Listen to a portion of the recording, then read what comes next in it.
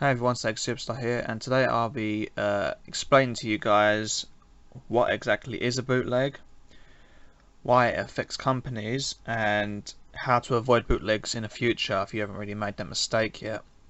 So, from my own personal experiences, I have bought a fair share of bootlegs without knowing it, and I have really been disappointed and let down by the poor quality and the frauds that have been going around and selling the fake versions.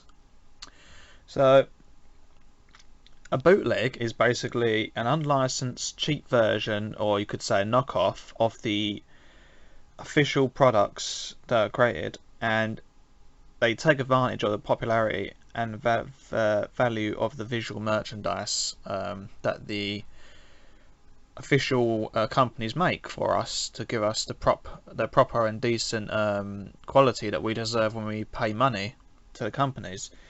So now, this really damages a lot of you don't probably realise this when you buy bootlegs from various shops, or wherever you buy them, online, offline.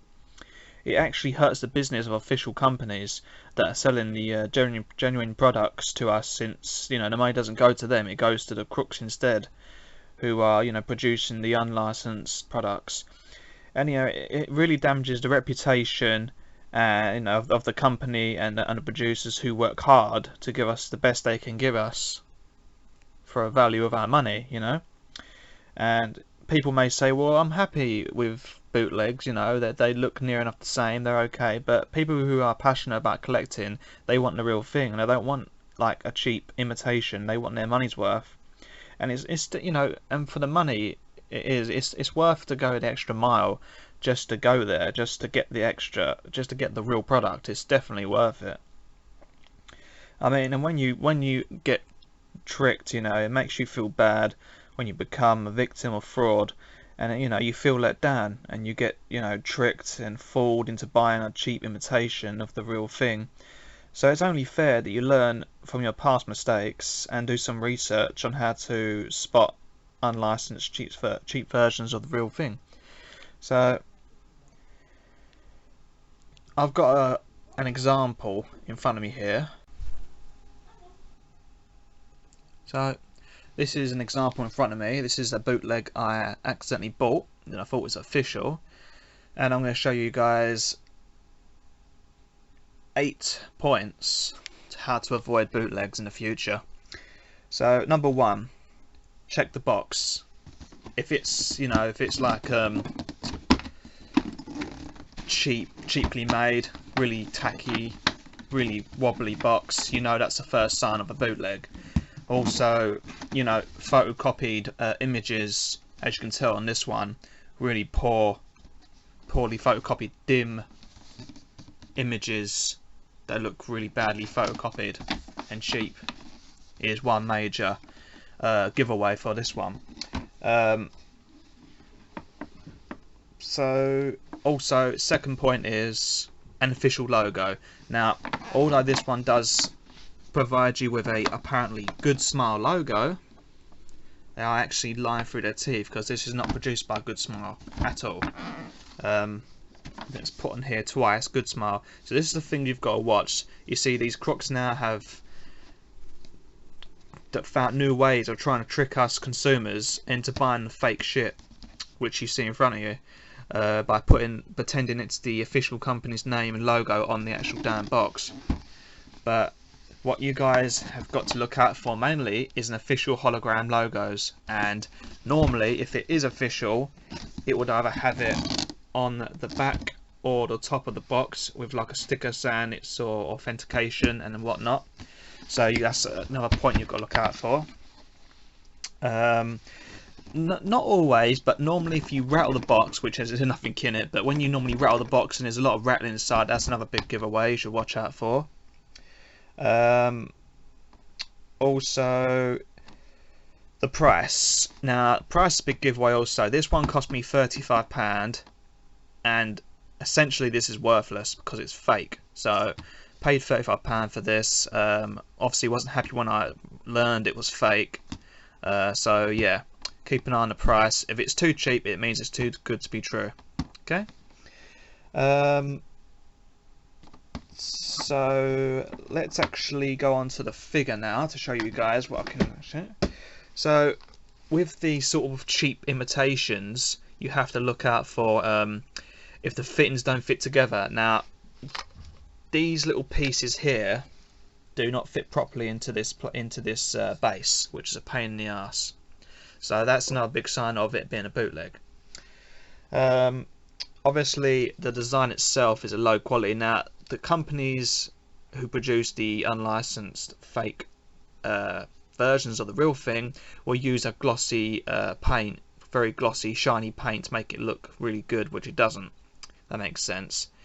Bad hairstyles also, as you can see there, looks really rubbish, and really silly face.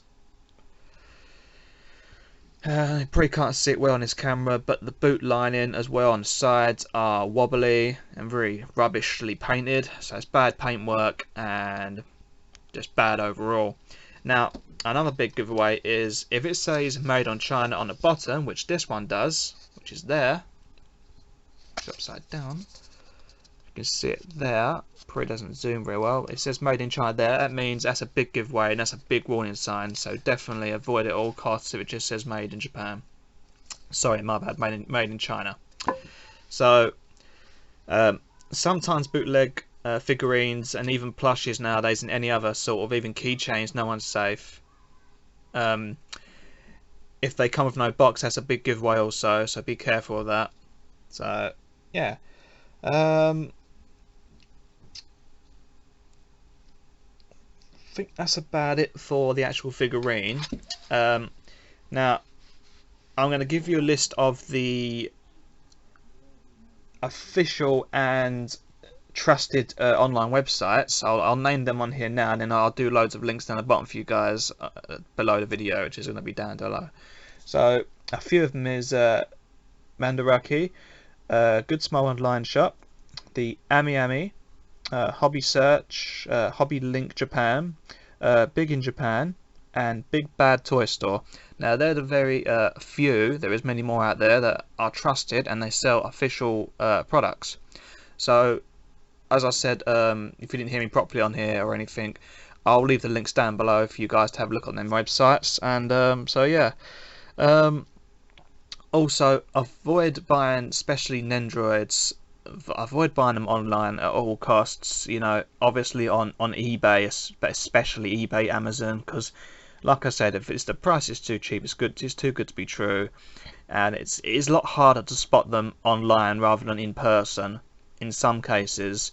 So yeah, so just sort of avoid buying online as well and try to go to the official sites online instead. And even at conventions now, you have to be careful because there's a lot of bootlegs out there. Even at MCM, for example. I went to Hyper Japan recently, and there was some bootlegs there, and it was just, it annoyed me a lot. So try to be careful what you're buying. So hopefully these tips I've given you, you can do some research here. You can just go online on the internet, just search on Google and that, just put in fake figurines, bootleg, whatever, just the meaning of it, and you'll get tons of videos, tons of information, and you can do your own research. But I've given you some pretty important tips on what to look out for on the box and on the actual product itself if you can get a chance to look at it. So yeah, thanks for listening, guys. I do appreciate it. So I'll be doing another actual proper review soon about Dragon Ball Z in the next one. And I hope you guys enjoyed this and learnt a few things about buying products online and offline in the future. And I'll see you guys soon.